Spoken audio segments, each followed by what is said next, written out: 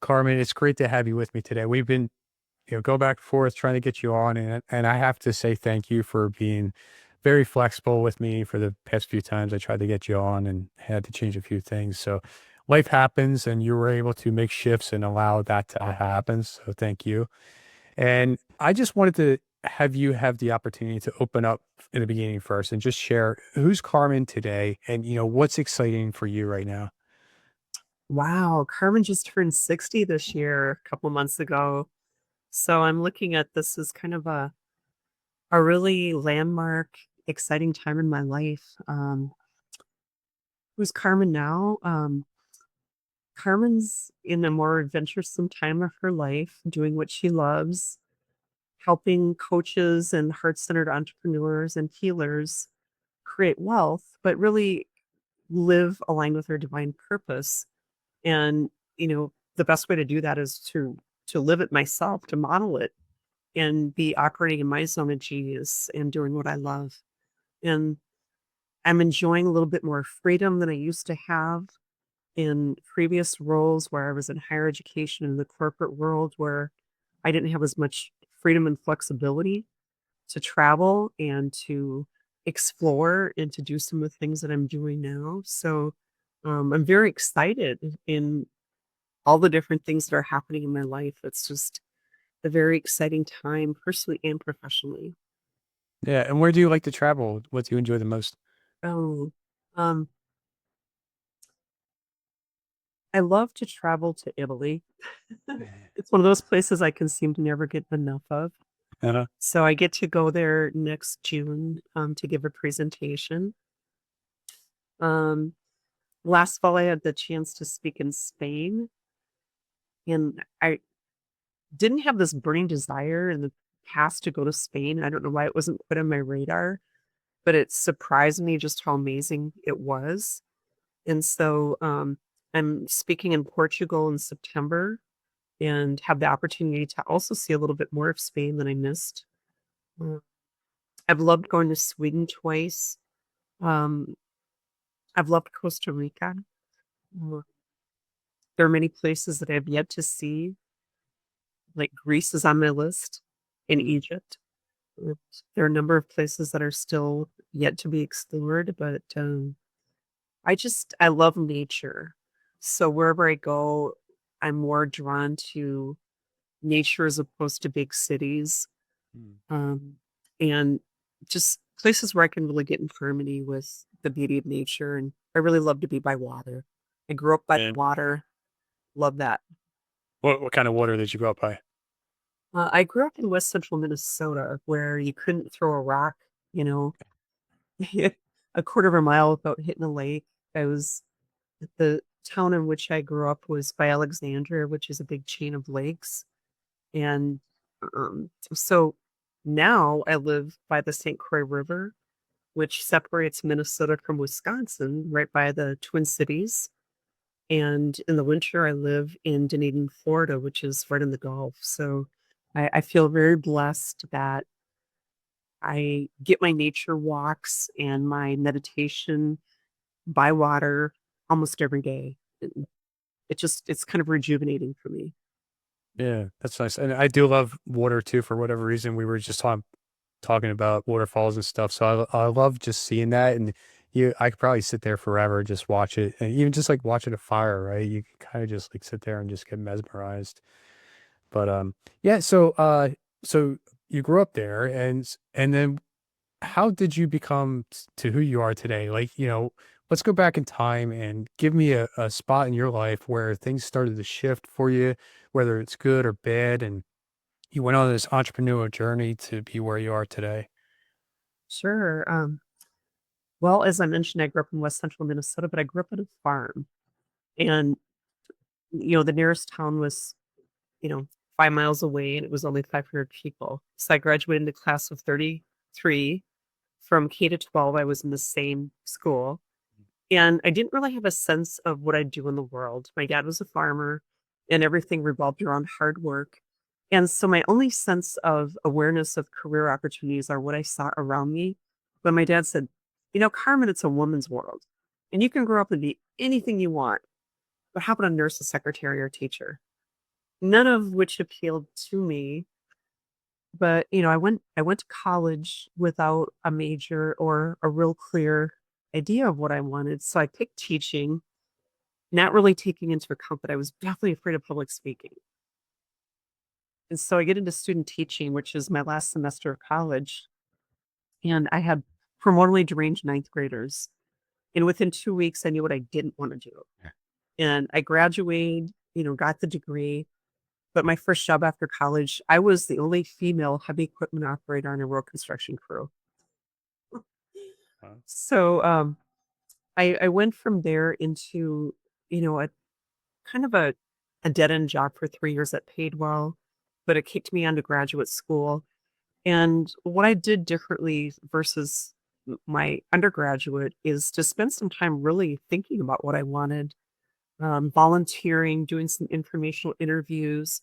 And I took a career development course, and it kind of, hit my brain like, hey, this would be a fun element of counseling. You get to help people figure out their career life purpose. Like I was confused about that, and to help people find jobs or reinvent themselves. So for a good chunk of my career, I was a director of career services. I taught in the university realm and then picked up a lot of coaching certifications. So on the side, I didn't get a raise for 9 years, which helped me to my entrepreneurial um, journey. Um, I ended up with a really great coaching gig for PricewaterhouseCooper leaders and leaders of Facebook in Capella University.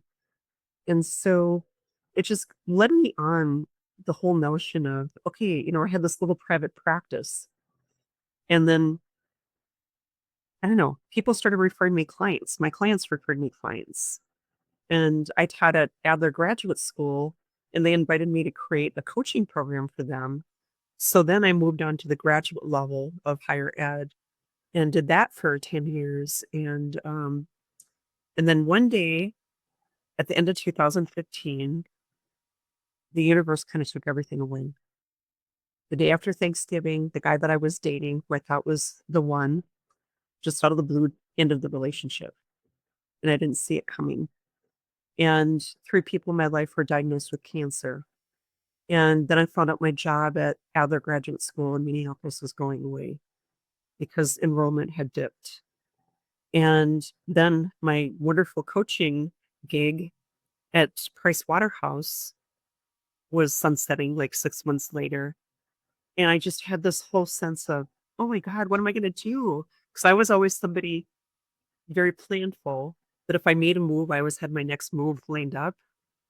So what I had left was this coaching business that I never really had to learn how to market or run because people referred me clients. I just think, hey, I need a new client or I have space or room in my life for the opportunity to help somebody.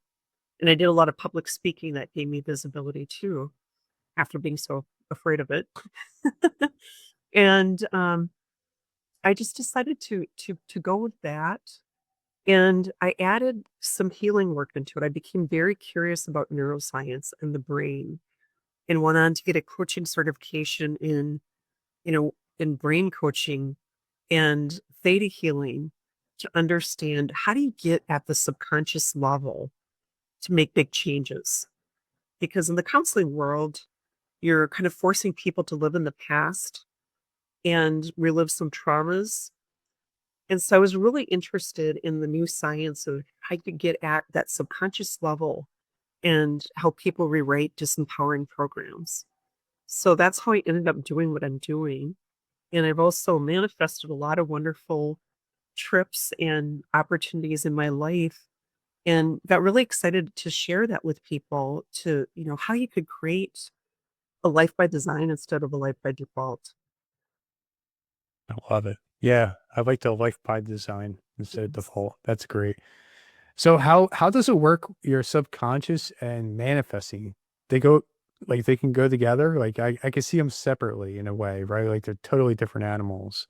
Does that make sense? I just Yeah, I can see how, you know, the whole notion of just working with the law of attraction to manifest, it's kind of the whole premise is what you focus on grows, whether it's what you want or what you don't want. And too many people are focused on lack of what they don't want, or the lack of something being in their life.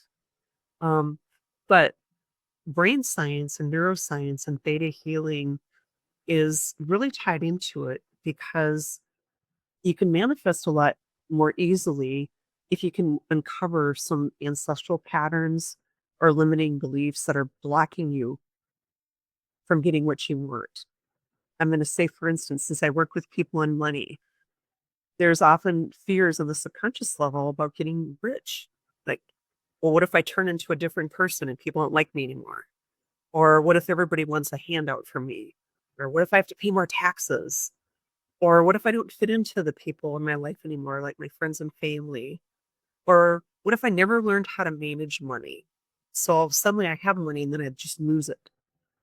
Or I don't know how to invest it or save it or whatever. But people often have blocks that get in the way of their manifestation. So the two go hand in hand, because sometimes you need to unpack some things before you bring something new in. So I'm all about, like, what do you need to unpack, or what kind of patterns do you need to interrupt in order to get what you want? So if when I go back on my beliefs, as like say I was growing up and somebody's teaching me something and that's what I believe and that's my subconscious, I have to work on that first before I manifest. Sometimes, because let's face it, your subconscious is programmed by the time you're 7, and a lot of it's programmed by the time you're 3. So you're taking in information like a fire hose, Mhm. and without discernment at that point in time about whether what people are telling you works for you or not. We're buying into all the beliefs that all of the authority figures around us have: parents, grandparents, siblings, teachers, people in your community, people you see on TV. But we also have the ancestral stuff that comes in. And science can prove that back 3 generations now. Love a book called It Didn't Start With You by Mark Wollum that really impacts the whole science of that. So you might have some ancestral beliefs that you're carrying about your ability to create wealth or success or whatever it is that you're trying to achieve in your life that might be blocking it. Or you might have some early stories that that are operating underneath the surface, because your subconscious is kind of like your database. It's kind of like your computer operating system. And we're trying to make changes often with our conscious mind where we can't necessarily see what's happening on that subconscious level. And often we'll try to just release things without thinking what we want to put in there instead.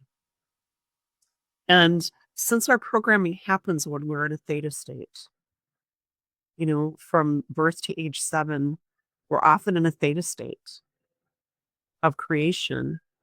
Then getting back into a theta state is what helps us overwrite some of those old programs. And that's what I help people do. And so I think if I'm right, theta is like in the morning, like when you're just waking up, there's a spot in there, right? So it's the state that you're in right as you're falling asleep at night, and right as you're waking up in the morning, and in meditation. We typically go into a theta state, and it's a certain brain wave. It's a slower brain wave, but it's the brain wave of creation. It's where you're able to get in touch with all that is energy and make changes. And you can do So how do you into a start theta making? state. I'm sorry. Yeah, no, you're fine. How do you start to make a change like that then? I mean, like, so you wake up and you're a little groggy and you just start saying stuff like, I'm not so sure. Well, it truly is. I mean, it's as easy as you can start thinking about how you program your mind to deliberately think certain thoughts and programs as you're waking up, or as you're falling asleep. This is the time to put your affirmations in and the things that you're wanting to create in your life. And you can deliberately get into a theta state as well. Mm. And the way that you do that, if you're curious about that, um, it's first you want to ground yourself to the earth, which has infinite intelligence, billions of years of it. and you're bringing energy up.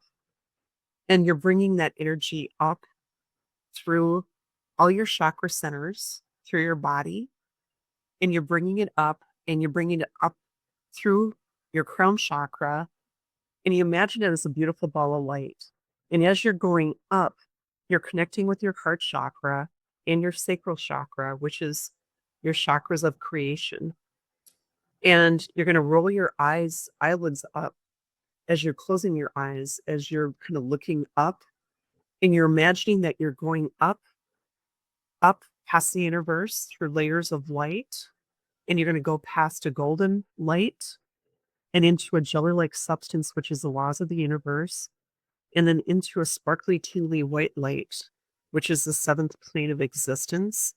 And this is the plane of creation. And you can deliberately get into that state. If you're a religious person, it's just saying, I'm going to go up and seek God. A lot of people think that the only way that you can do that is to be dead or to be on the other side of the veil. But you can deliberately get into a theta state. And in that theta state, you can become more aware of what kind of blocks and barriers are going on in the subconscious. And you can co-create, you can make a command. You want to be aligned with divine energy. And you might just say this one command, I don't know how I'm going to change my financial situation. Or if you're trying to bring in a new relationship into your life, I don't know how I'm going to find my ideal partner, but I trust that it's going to happen. And I trust in divine energy that it's going to happen in a way that's fulfilling to me. And then you get as creative as you want about how you want it to be. If there's something that you want to release, I want to release, for instance, my fear of not feeling safe with money.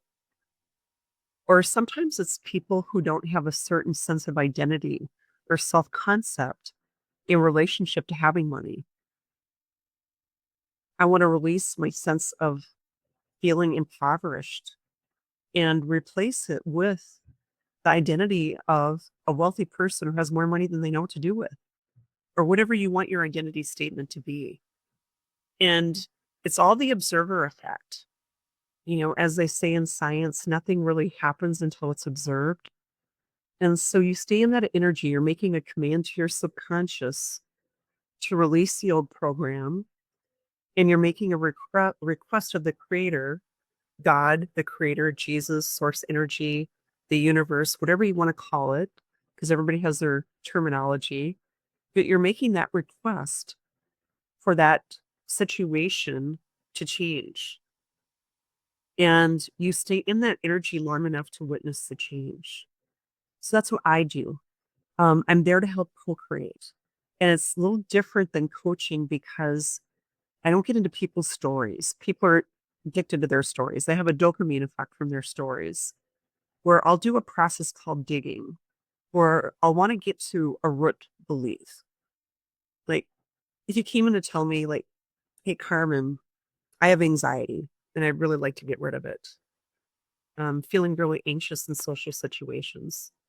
So one of the first things we'd both be in a theta state. I'd walk you through that theta meditation, ask permission to tap into your energy.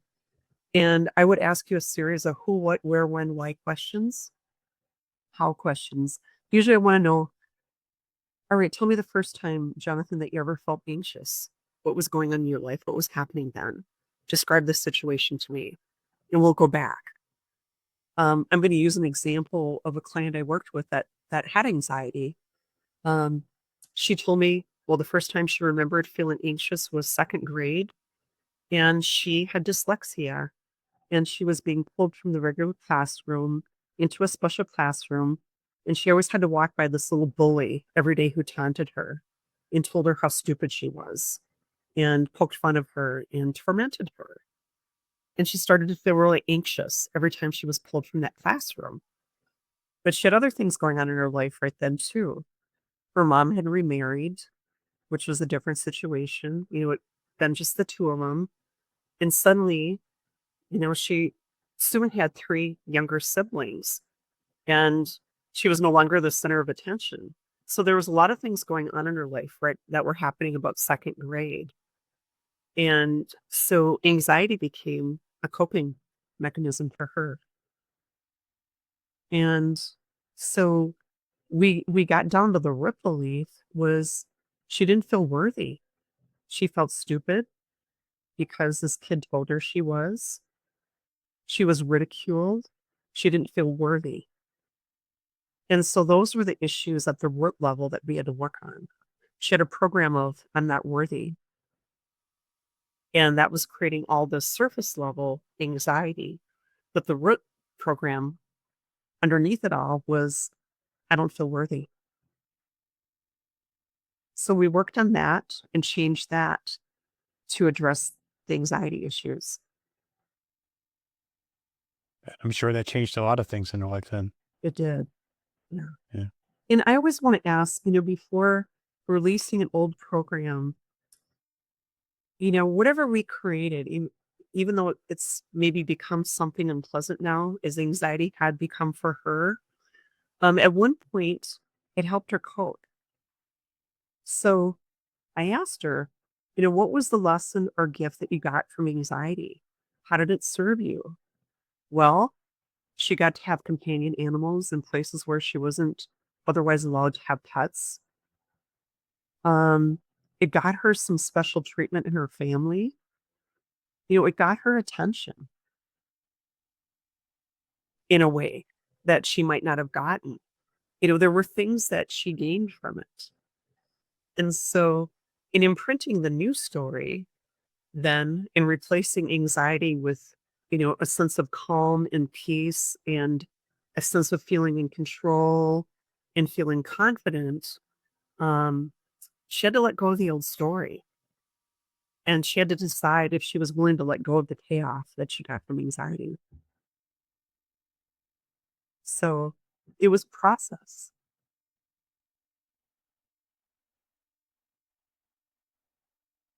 And, for her, it changed everything.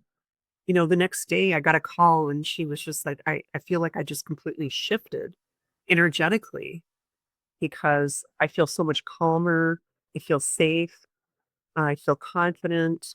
Um, I feel comfortable in social situations now where I didn't before.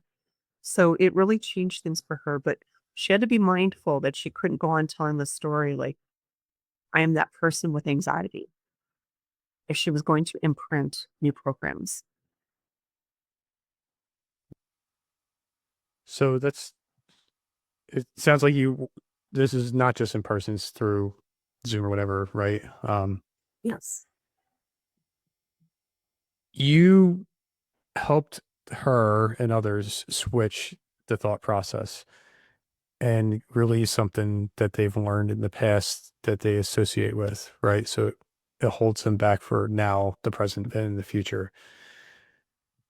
Is there so then when does the manifestation part come into play? Is it like after you do all that? Like and then you start manifesting something that you've been waiting for? You can use theta healing for manifesting as well. And but it's also asking the question, what might block that? If there was something that was going to get in the way of you having that job that you want, that relationship you want, that house that you want, the money that you want, what might it be? So manifesting is really just getting clear on what do you want and why do you want it? Because the law of attraction loves a purpose. It loves a great why. And money is really attracted to having a great why. Like, what are you going to do with that money? How's it going to change your life? How's it going to change you? Are you going to be the world differently if you have that kind of money? So getting people really in touch with that future self that already has that. And so, but what might get in the way of that? And so that's where the theta healing comes into play because we remove and replace what might be getting in the way of it. So that whatever you are attracting into your life, you're making the command and request for it. And then it's getting into an act of receiving and allowing. And too often, the thing that gets in the way of allowing and receiving is the fact that we think we always have to know how it's going to come to us. And things can come to us a lot of different ways. I'm going to give you a lot of examples. I've manifested 6 free trips to Europe now. I manifested a dream house in Florida. I manifested my husband, my divine life partner.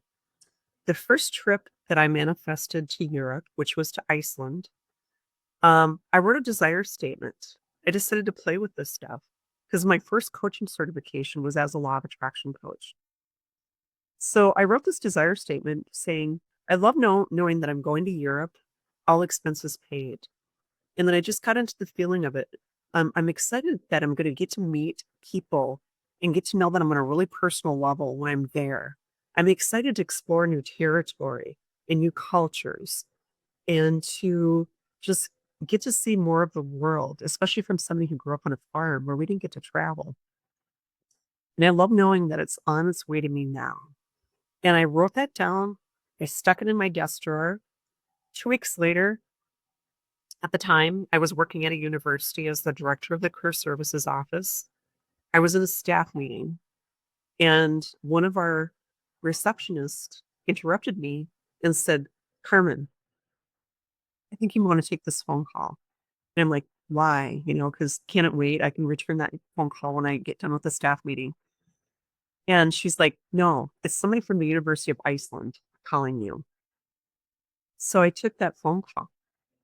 And this woman from the University of Iceland saw me speak at a conference in Madison, Wisconsin a month before. We'd never been introduced to each other, but somehow she had tracked me down because I was, on the contact information as a speaker, and she'd gotten a grant and was inviting me to come to Iceland to speak to 3 different groups of counselors, and that they would pay for my entire trip and pay me $1,000 stipend. That was 2 weeks after I stuck this thing in the drawer.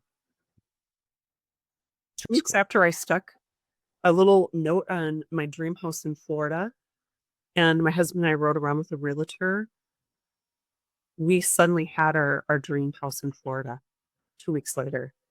And I didn't find my sheet later, probably like 6 months after we closed on the place. So it was stuck in my computer bag. And I found it in this pocket and I pulled it out. And I'm like, oh my God, we got everything that we wanted and then some. Or something that was just kind of a dream.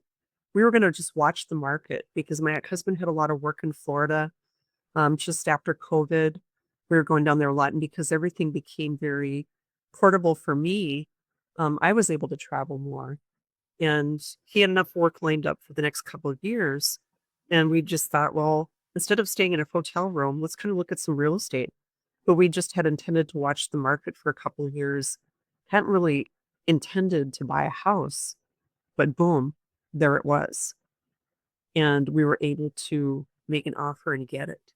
And so now it changed our lifestyle. We're sunbirds now and get out of Minnesota, Wisconsin, and I always say Minnesota because I live right on the border. So between Wisconsin and Minnesota. But we get out of here in the winter and enjoy living in Florida in the winter time and enjoy being here in the summer. And I just feel very blessed. But so many of those things have happened. And so the process is really getting clear about what you want, why you want it, having kind of a vision and taking some time every day to kind of maybe reinforce that you make the request and you allow the universe to bring it to you. But if you're going to use the theta state to manifest, you're making a command saying, gosh, universe, creator, I don't know how this is going to change for me, but I'm making this request for you to change this for me or to bring this to me in a way that's fulfilling to me. And then get into as much detail as you can. Because I wrote it all down. And, and I tend to feng shui for things too, because feng shui is really aligning your energy in your house to be aligned with the things that you're bringing into your life as well. Because I think often people have a hard time manifesting because they have too much clutter. And we carry both tangible and intangible clutter. So physical clutter and emotional clutter. So when I'm working with somebody, usually one of the first things I say is, what kind of stuff do we need to get rid of so that you can bring something new into your life? Because if there's no space for anything new to come into your life, it has a hard time. So when I was telling you about my dark night of the soul at the end of 2015, the boyfriend went away, the job went away, some things changed in my life, and all of a sudden I had time and space. I met my husband 7 months later, way better than the guy that I was dating. The universe had somebody way better for me. And the job that I had, they moved the location of that institution. So it would have been like an hour-long commute for me. And so that would have not been very pleasant. So that saved me. There were all these benefits that I didn't see at the time of all these things going out of my life so that new things could come in. So it's really trusting the process that things can come to you in a way that you maybe didn't anticipate. Because I was kind of holding on. I didn't want to let go of what we tend to not want to let go of what we know because our subconscious tries to keep us safe. And feeling safe is what's known and not the unknown. We fear change. And yet I found that those times of change have often brought in new opportunities, new people, new resources, new ways that have really up-leveled my life. And so it's really believing that what has to go goes, what comes comes, that you're really trusting the universe. I use something called an abundance change me prayer. And it's one that I tap into when I'm working with clients. And it's really just asking the creator to turn you into someone who is totally irresistible to money and that you trust in the source for all the bounty that's yours and that you believe that you're worthy of it. Because that's the struggle so many people have is feeling that money is attached to deserving or being worthy. We're all worthy, every single one of us. By virtue of us being here, we're worthy of having the best possible life. We're able to make the best impact on others, the people that we care about, the causes that we care about. We're able to have the biggest impact in the world and live our mission by having money. And money affords us freedom.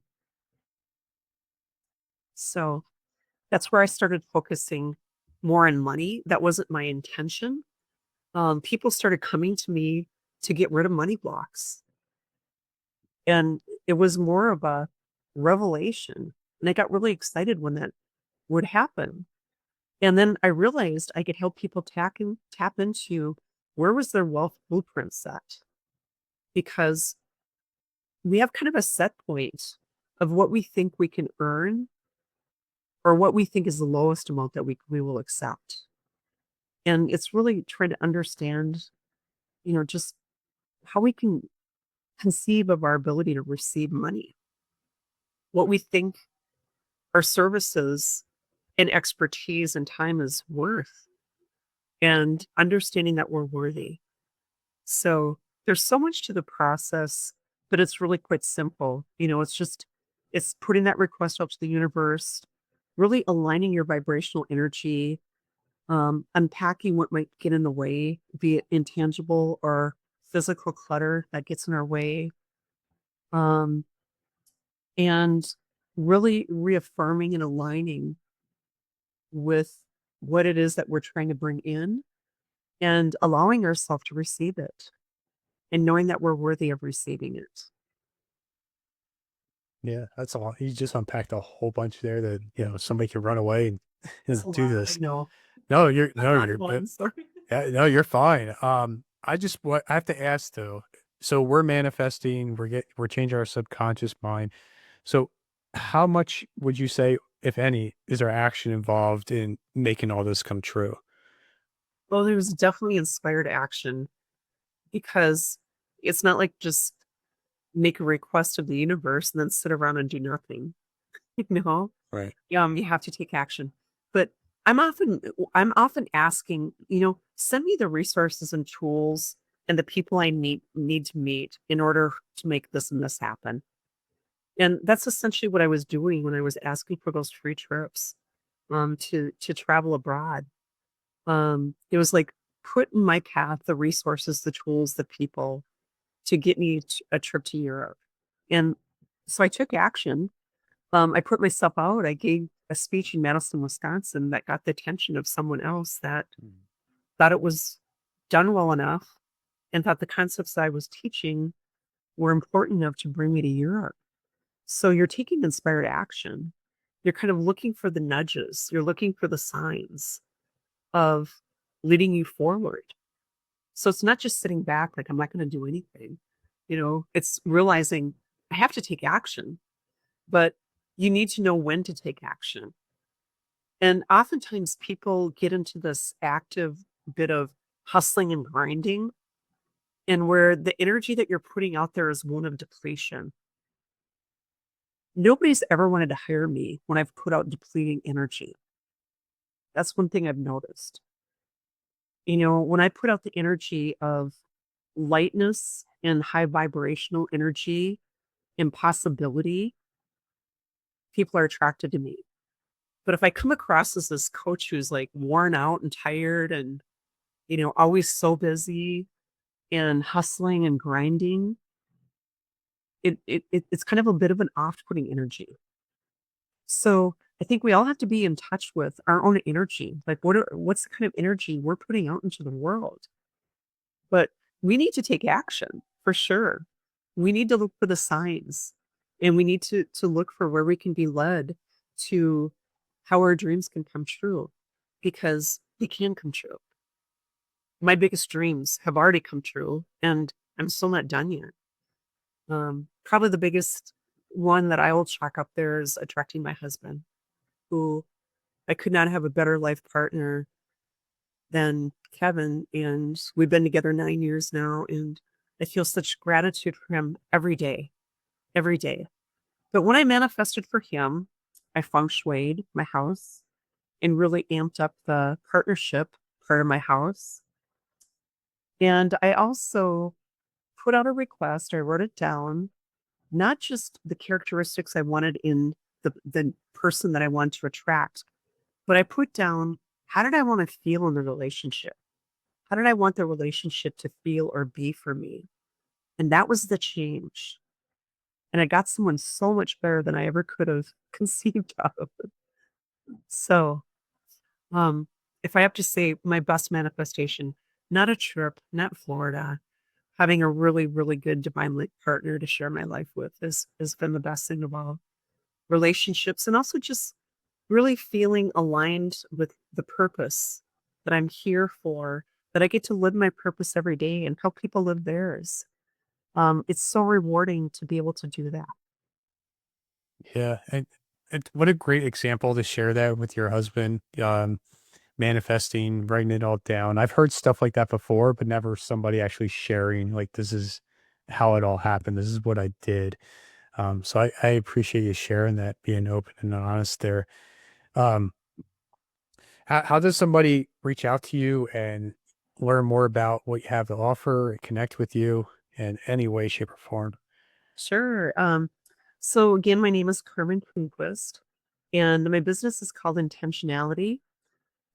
Really based on, I'm all about intention, because I believe when you have clarity about your intentions, you can live your truth and you can own your worth at the highest levels. And my website is under intentionalityconsulting.com. You can reach out to me on LinkedIn, Facebook. I'm on Instagram. Um, you can feel free to share my contact information, my email addresses, and my phone number as well. And I'd also like to invite your audience to a 2-day event that I'm offering next week. It's called Embody Your Worth. It's a wealth activation event, and it's Tuesday and Wednesday, July 29th and 30th. And it runs from 6 to 8 p.m. Central Standard Time. And I'll go deeper and give people an experience of what it's like. I'll get into more depth on all of this. and give people an experience of what it's like to experience theta healing. And I also do something called the geotram, and which is positive spin points and clearing. And I've been adding that into what I've been doing because that's helped amp up the manifestation so much more as well. So I'm excited to share that and just love to talk with anybody who's interested in doing some deeper work on this. Interesting. Yes. Thanks for sharing all that. I'll put all that in the show notes and stuff. Um, so I ask one question I ask everybody at the end. What are three key things you've learned and used along your journey? Um, Number one, realizing you're just a powerful creator. And just as I said earlier, we're either creating by default, focusing on what we don't want, or we're creating deliberately by keeping ourselves and our energy focused on what we do want. Um, Number two would be realize the universe has your back. So even when you think something is going on in your life and it's like the worst thing in the world, like this girl that broke up with me, it could turn out to be the best thing in the world.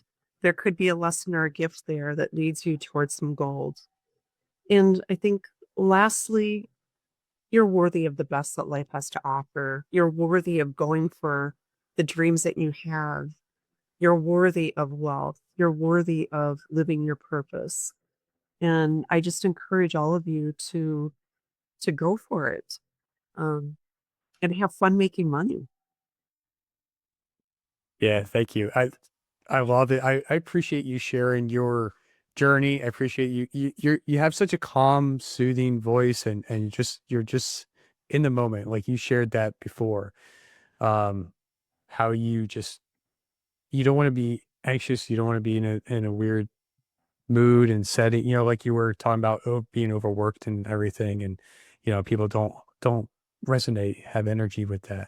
So I feel this from you. So you just want to be there and take it all in and help whoever is on the other side that needs help. I think whatever you just shared here is amazing. I've heard a few other things before, but the way you explained it, the way you just took your time and even shared your examples of clients and even yourself has opened up, just my eyes in general too. And I'm sure plenty of other people. So I thank you, Carmen, for doing all this and being here today. Thank you for having me. I'm honored to be here.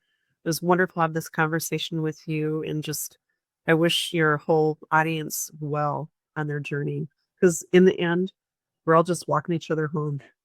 We are. That's right. Thank you so much. Thank you.